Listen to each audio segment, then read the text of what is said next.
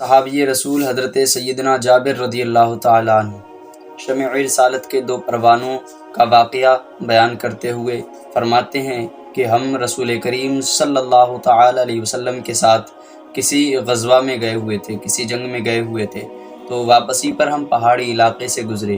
جب ہم پہاڑی علاقے سے گزرے تو حضور نبی کریم صلی اللہ تعالیٰ علیہ وسلم نے وہاں ٹھہرنے کا حکم فرمایا۔ تمام صحابہ اکرام حکم پا کر وہاں ٹھہر گئے، وہاں آرام کرنے کی خاطر ٹھہر گئے، آرام کرنے کے لیے۔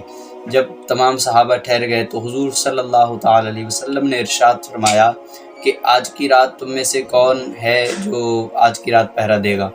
تو حضور کا یہ ارشاد سن کر دو صحابی کھڑے ہوئے، ایک مہاجر صحابی اور ایک انصاری صحابی رضی اللہ تعالیٰ عنہما کھڑے ہوئے اور عرض کرنے لگے، یا رسول اللہ صلی اللہ تعالیٰ علیہ وسلم، یہ سعادت ہم حاصل کرنا چاہتے ہیں، ہمیں قبول فرمائیے۔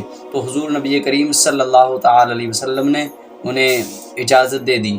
وہ دونوں صحابی اجازت پا کر پہرا دینے کے لیے تیار ہو گئے۔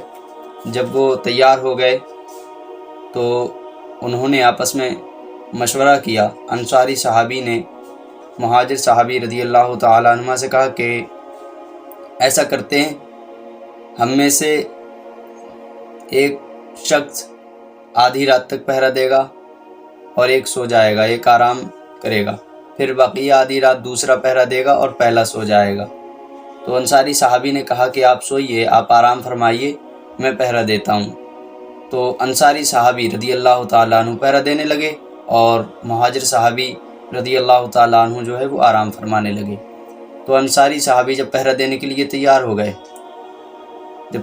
گئے تو کچھ دیر کے بعد انہوں نے نماز پڑھنا شروع کر دی۔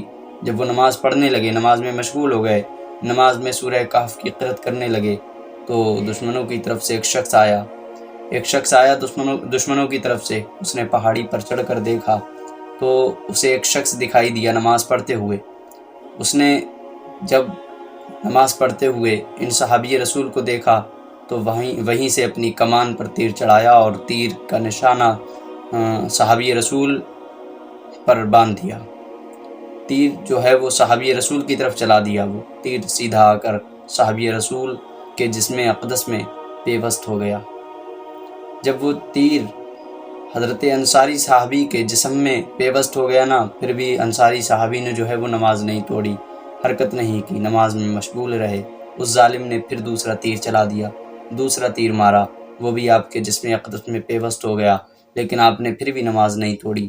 اس ظالم نے پھر تیسرا تیر مارا، وہ بھی آپ کے جسم اقدس کو زخمی کرتا ہوا جسم اقدس میں پیوست ہو گیا، لیکن آپ نے نماز نہیں توڑی، بلکہ رکوع و سجود کر کے اور مختصر نماز کر کے جلدی سے سلام وغیرہ پھیرنے کے بعد اور نماز سے فارغ ہونے کے بعد اپنے رفیق کو جگایا۔ جب اس دشمن نے دیکھا کہ یہاں یہ اکیلے نہیں ہیں بلکہ ان کے ساتھی بھی یہیں کہیں قریب موجود ہیں، تو وہ دشمن بھاگ گیا۔ تو جب ان کے رفیق یعنی کہ حضرت مہاجر صحابی رضی اللہ تعالیٰ عنہ جب جاگے نا، تو انہوں نے کہا کہ جب دشمن نے آپ پر حملہ کیا تھا تو آپ نے مجھے فوراً کیوں نہیں جگا دیا؟ یہ کہتے ہوئے آپ نے انصاری صحابی رضی اللہ تعالیٰ عنہ کے جسم سے تیر نکالے اور نکالنے کے بعد کہا کہ آپ مجھے جگا دیتے۔ تو انصاری صحابی رضی اللہ تعالیٰ عنہ نے جواب دیا کہ میں نماز پڑھ رہا تھا اور نماز میں میں نے سورہ کہف